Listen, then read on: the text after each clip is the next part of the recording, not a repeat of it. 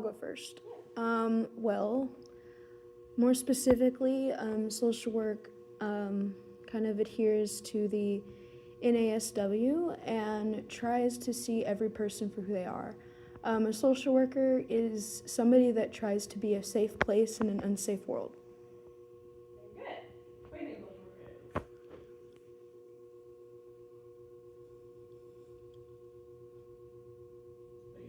is?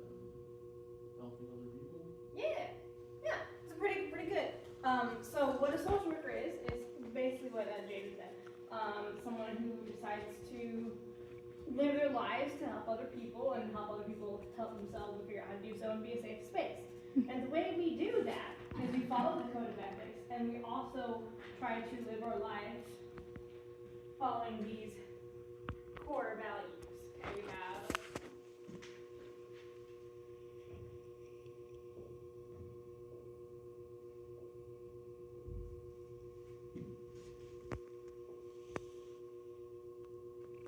service, assist,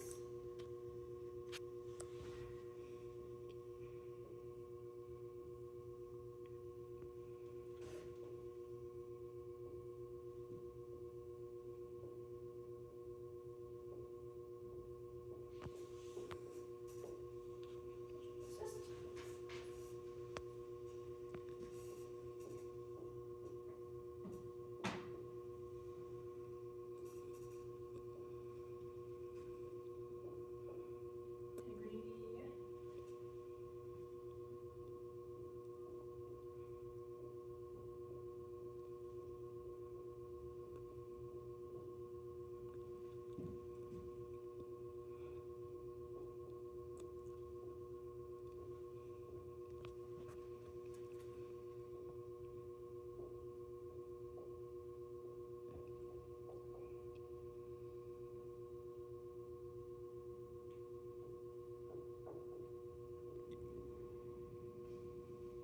coordinates human relationships,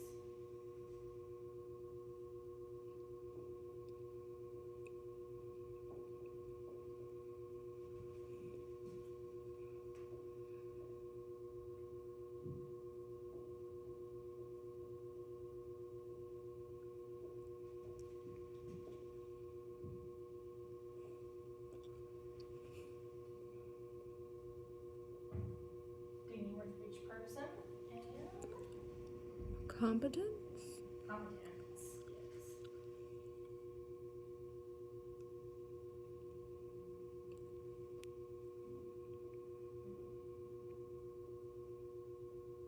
Now, I'm gonna go and explain it to you guys. Okay, so what service is, it's the work that we do. We believe that volunteer work is important, and service can be broken down into two parts. We have the macro, we've got meso,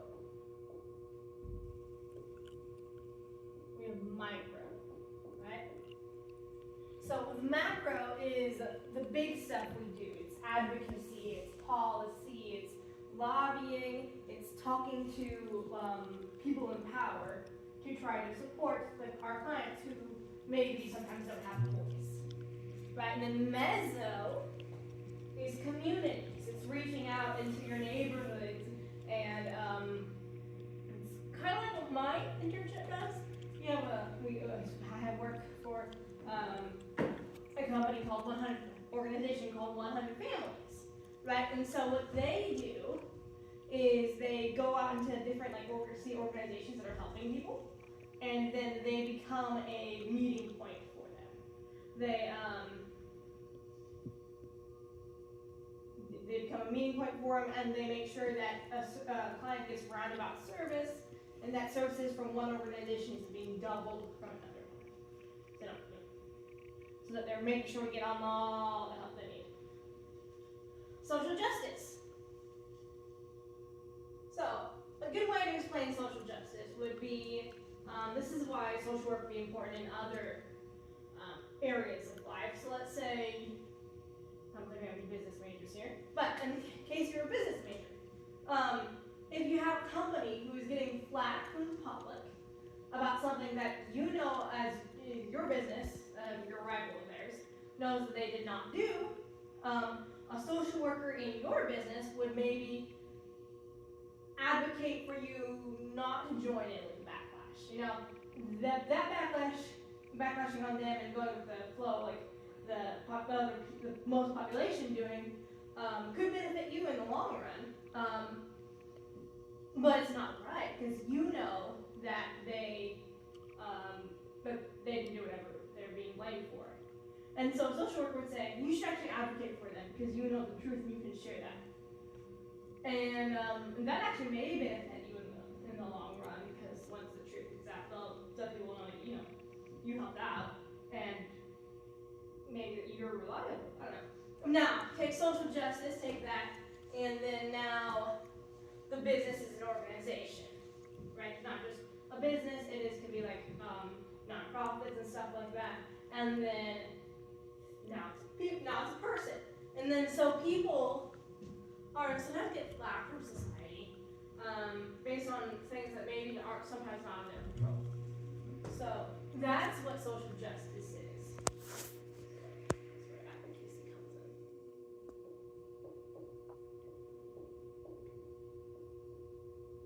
in. Integrity. So, what do you think of when you think of integrity?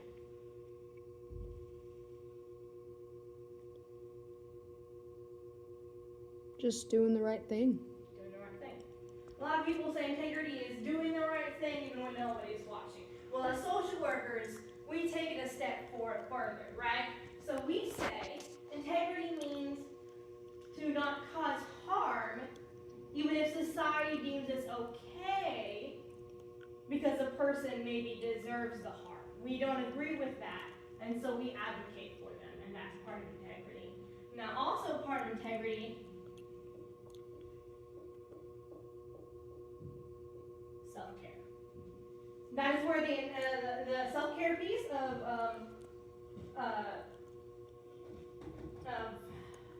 the self-care piece of social work. So self-care is a big thing because if we can't care for ourselves, we'll burn out and we can't care for other people.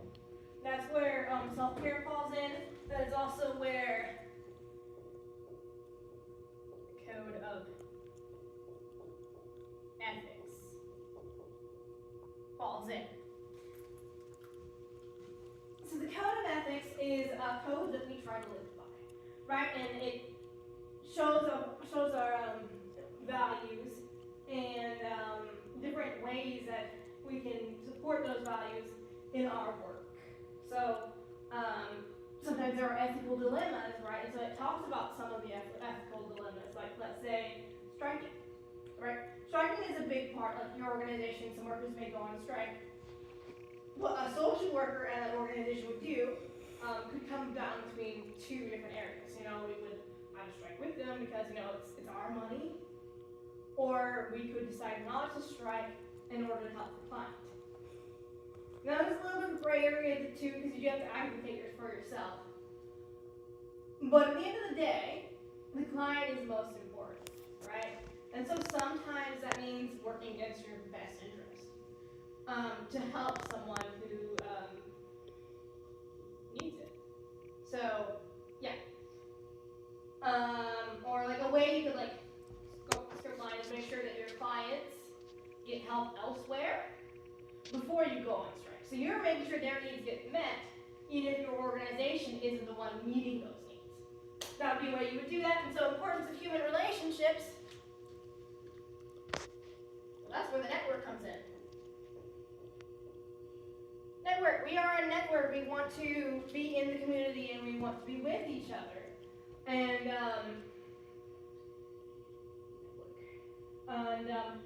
so if we, let's say, this is what one of my families does as well, is let's say a client is kind of getting a run around of another organization because, they don't sort of qualify. Like, I had a client who came here from another place in the country, right?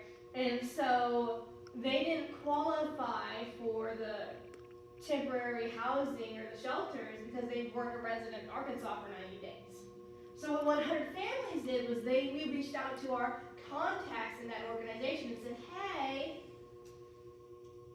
we know this person, we can vouch for them, and we think you should help them. And you know what? They did. That's why the importance of human relationships can be very important. Also, when you're doing like big things, like big events like Career Expo or point of contact meeting, or sometimes you do like bake sales and stuff like that. That's where the importance of human relationships come in, because you know you have people you can count on, right? And so then, and here's where we go with dignity and worth of each person. So dignity and worth of each person is where the populations at risk fall in. Right? Populations at risk, we have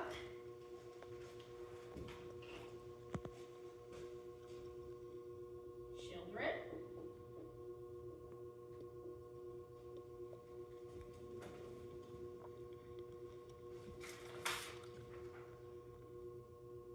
geriatrics,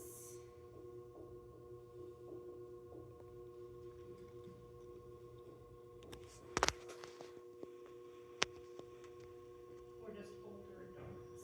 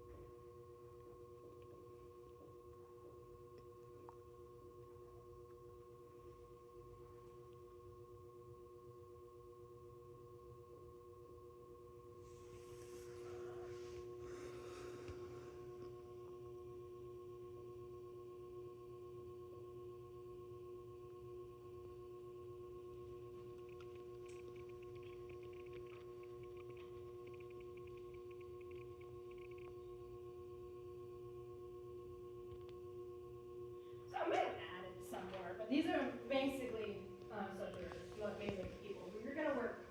So you have children, I think of children and families as well. We have geriatrics, or the older adults, people who are like 65 now. Some people call them seniors. We use the term geriatrics because it's more formal. And then notice this where I said people. Right, this right here is people first language. So what people first language is where we emphasize that they are people before we emphasize the issues we may see with them. Right? We have people who have disabilities, or maybe even sometimes people who are differently abled, because we want to be soft with our language and really speak about them as people. And then people who are homeless. Where they're not homeless people, or they're people who aren't homeless, people who are experiencing homelessness. Because it's a temporary thing for them, that's not their entire identity, right? And then we have immigrants, and that is one of them. And then tribal and indigenous people. These are basically our term for Native Americans. Some people call them Indians. We don't. We even tribal and indigenous people instead of Native Americans, because we also work in other countries where they have tribal and indigenous people, and that is what they like to be called, because they lived in tribes and they're indigenous to the areas they are in. And then we have people, again, that people first language, people who have experienced domestic violence, right? Because they're not domestic violence victims, they are survivors, and that's part where a strengths perspective comes in, right here.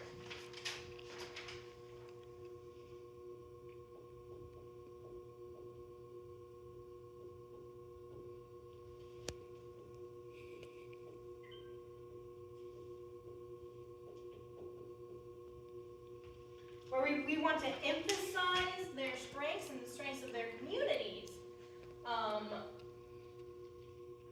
before even instead of emphasizing their problems. So then we have the LGBT plus people. That is one of our populations at risk because they are kind of shunned by society, even now, especially like trans people. Yeah.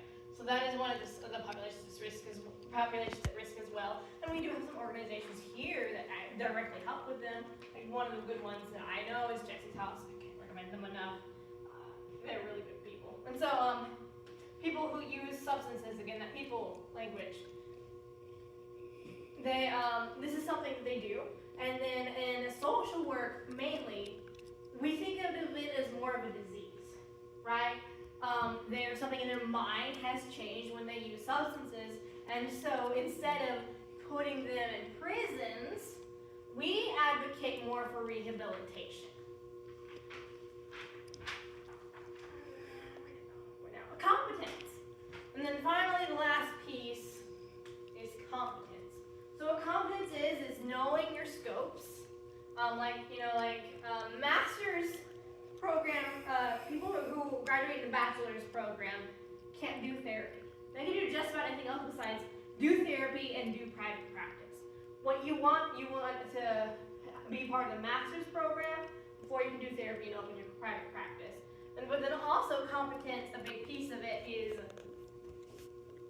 cultural competence.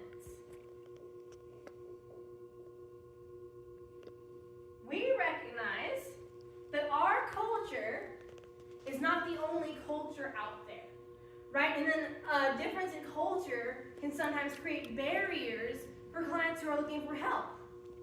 And so we, as social workers, make it our job to understand that we don't know everything, and that we are open to learn more. This is where lifelong learning also comes in.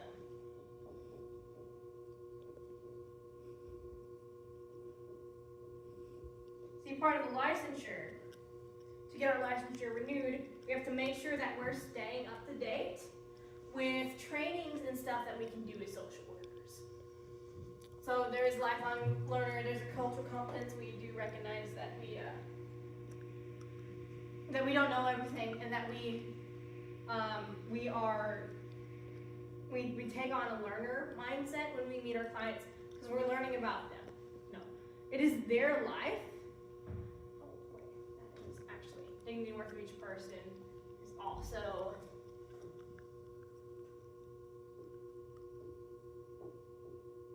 self-termination.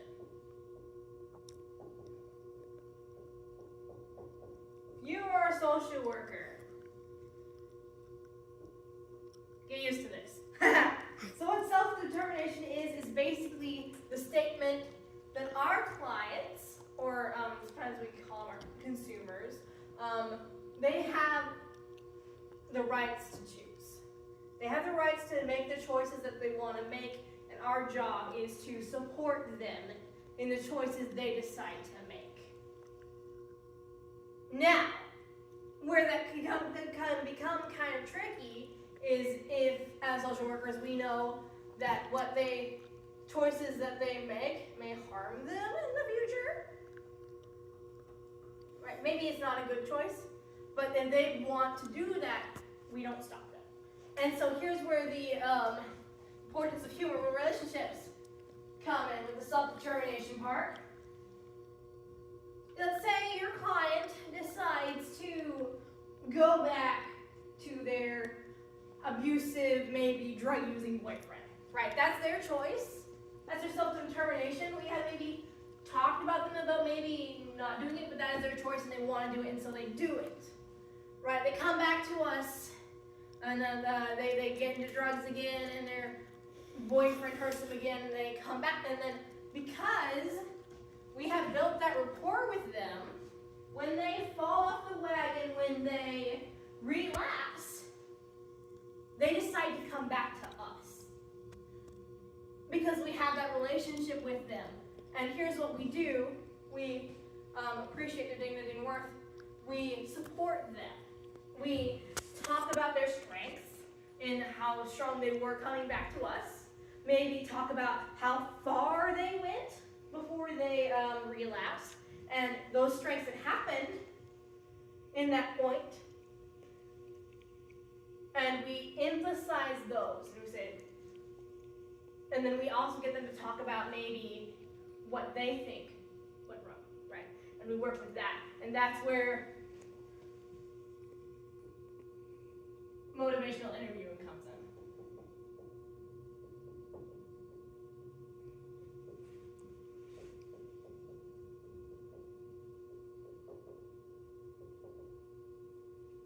That's where motivational interviewing comes in. Motivational interviewing is using their words to invoke change language. We're seeing where on their change, it's like a pathway. I don't remember the exact words. But basically what it is, it's these, there are different levels of change. Actually, no, I'm right. Give me a second. I don't have them off the top of my head. This is something I just came up with. But I know them. Here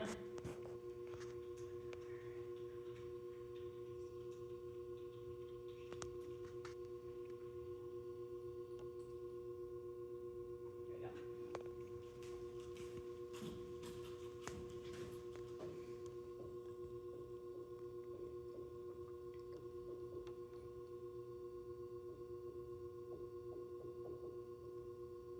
Pre-contemplation.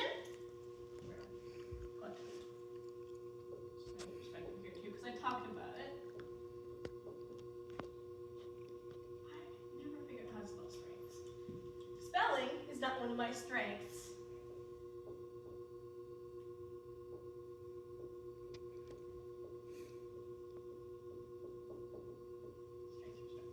You got the pre-contemplation, right? And then there's, I believe it's contemplation next. Yeah.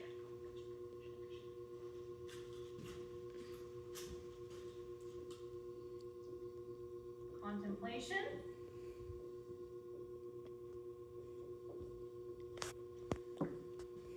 Preparation.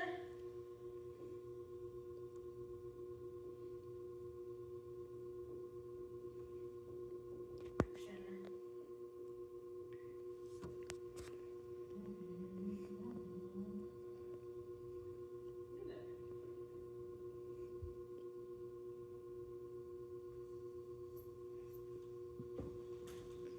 I don't know how to spell it.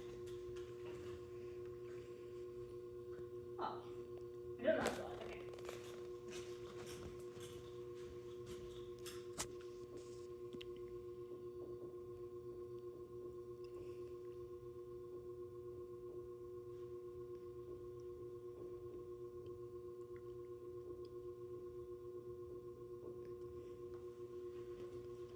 Pre-contemplation, contemplation, preparation, action, maintenance, determination. So pre-contemplation, they're not even thinking about change. It hasn't even crossed their minds. They think, this is where you hear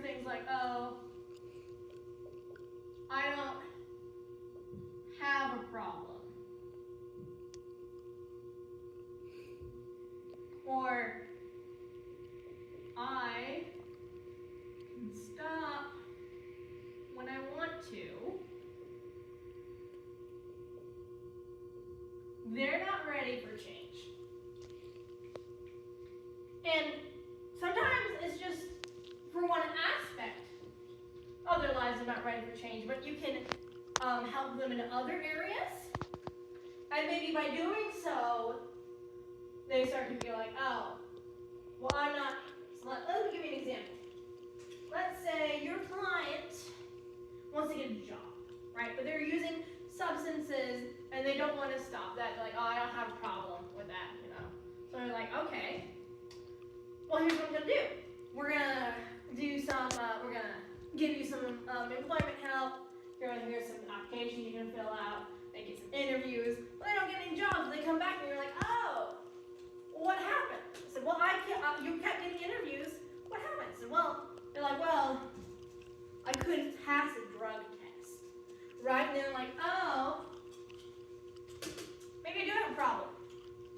And so that's when they get to their contemplation stage. Okay, you can't pass a drug test. You know that is a barrier to your employment. So what do you want to do now? Right? And then you get them to talking, and they're like, well, I think I want to try to quit. So maybe I do have a problem.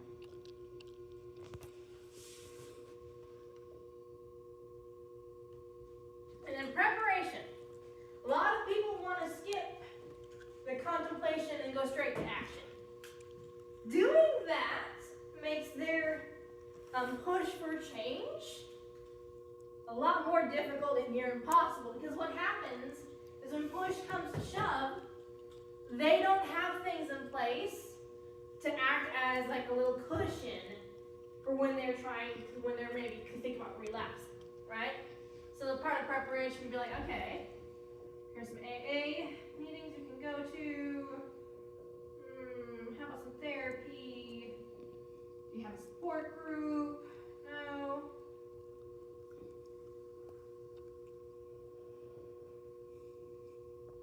And then like some coping mechanisms, and sometimes what you talk about in the preparation stage.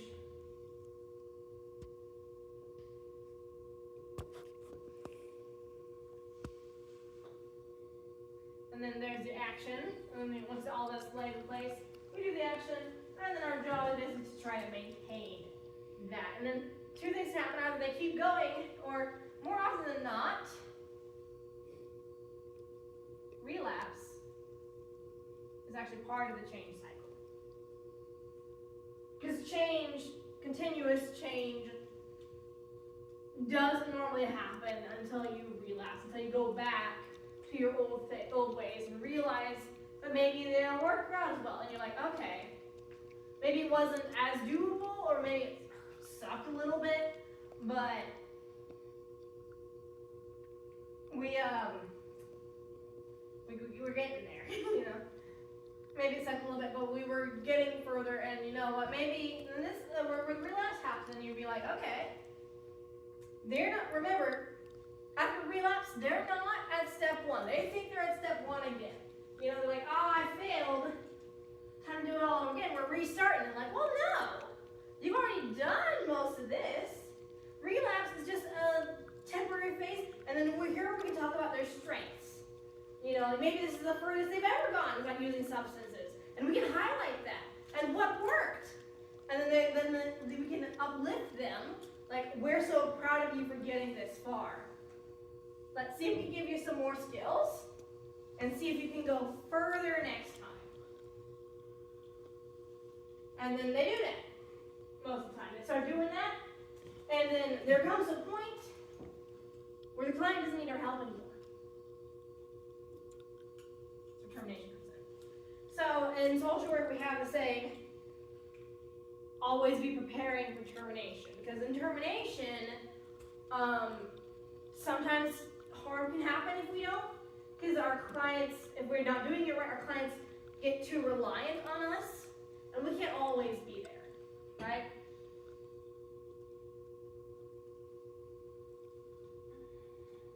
Yeah.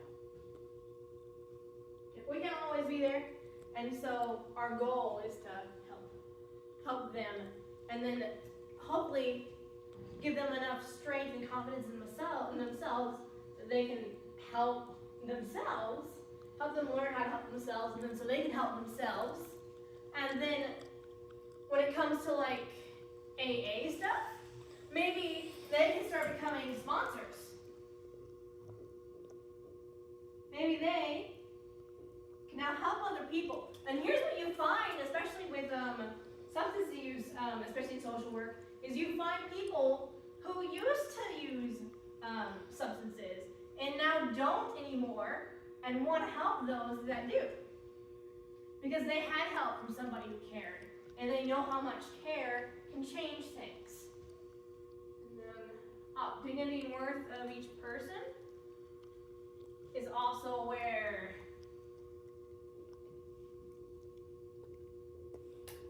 Maslow's hierarchy of needs comes in.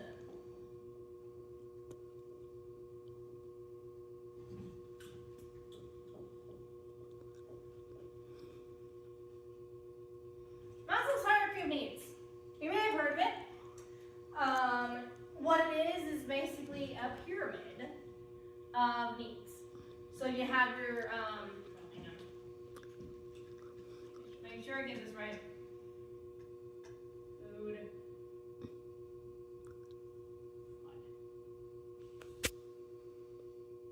Food.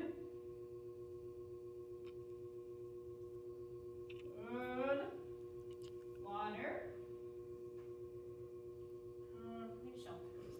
Hang on. Make sure I don't get this wrong.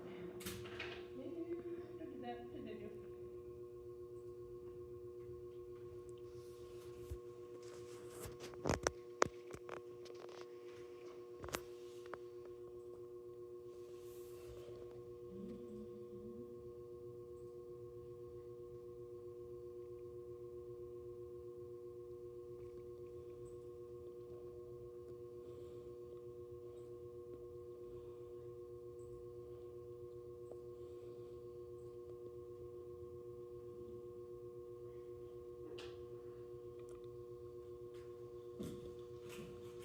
Food, water,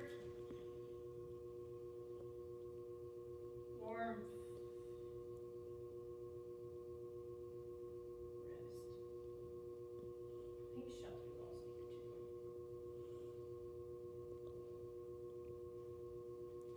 too. These are your physical needs. They're the bottom because these are your physical. These are your physical needs. They're the bottom because they're the core. You know, right? Just say you have someone who's homeless. Well, they're not going to want to work on their addiction or something like that until they have their needs met, until they have a place to stay, until they can eat food and drink water. They're in survival mode, and so maybe they don't see something that they see as helping them, you know, because it's helping them cope with like life and how hard it sucks. They don't see that as something that may be damaging to them just yet, because they need this and they don't have this, and so maybe they're trying to distract themselves. Like, yeah. Because a lot of what substances do is they numb. You know, you have a thought, and then and then the thought makes you feel the kind of way, so you try to numb, and then maybe you feel bad afterwards, and so you try and do it all over again. And then safety, so that's security and safety.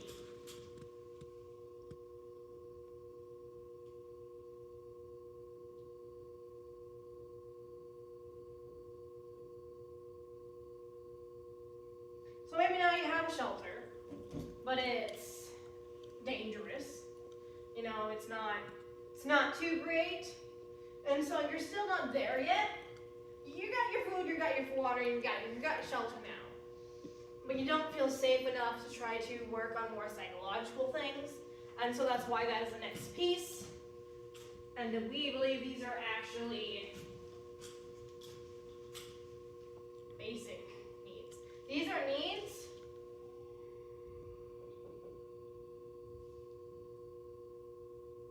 needs that we as social workers believe everyone should have a right to.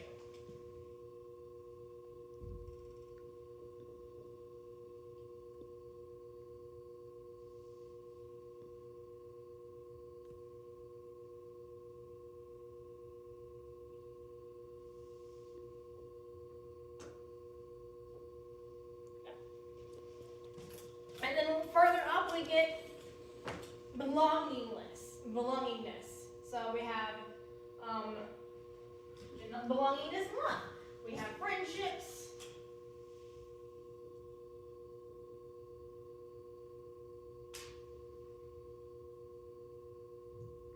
Relationships.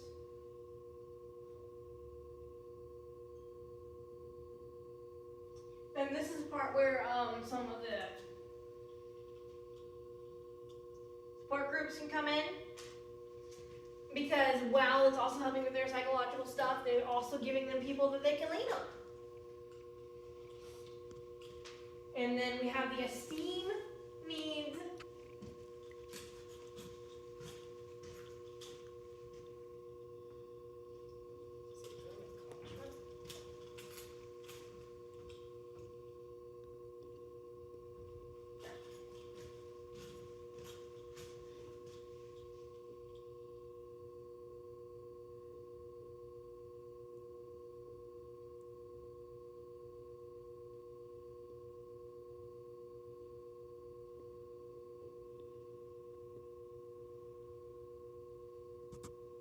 Like accomplishment or feeling worthy. You know, like they're not in a good place right here. You can see how far they've gone, and maybe they can need to go just a little bit, but they can rest in feeling that way. And then finally we have self-actualization.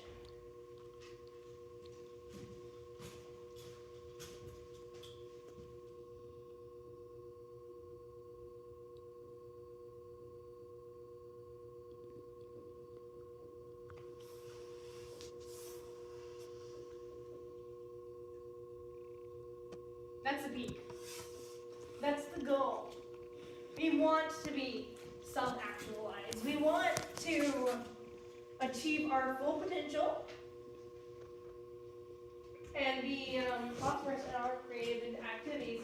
And where that self-actualization piece comes in is maybe once they're like 10, 15, 20 years sober. When they're helping other people, when they're advocating for other people, when they feel themselves and feel good in their bodies. That's where I want to be. And then like in 100 Families, we call this moving from crisis to career. And that is the goal. And for social workers, we see people who have our populations at risk, and then sometimes they're all of these. You know, like sometimes people who have disabilities also use substances, and people who use substances have also experienced domestic violence. Sometimes there are LGBT plus people. They can be children too sometimes, but that's more when you see more with teenagers and stuff. And so we want to help with all of that. And that's kind of what we do. And our goal as social workers is to kind of think of society as a little bit of the Maslow's hierarchy of needs. And our goal is to work ourselves out of a job. That's the ultimate goal of the social worker now. Is it going to happen? Probably not. You know, we're always going to have populations at risk. But once we are aware of that, we can try to advocate them and make them less and less and less so at risk. And then, you know, hopefully the people in power will kind of get it, and they will soon not be at risk. But that is the goal, and this right here, social work.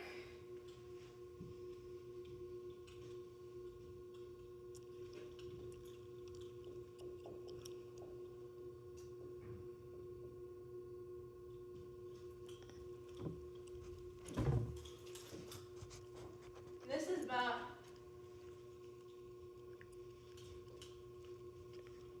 the kind of network piece right here.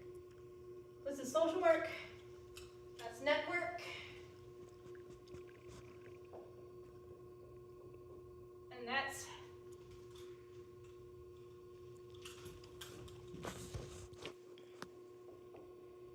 social work.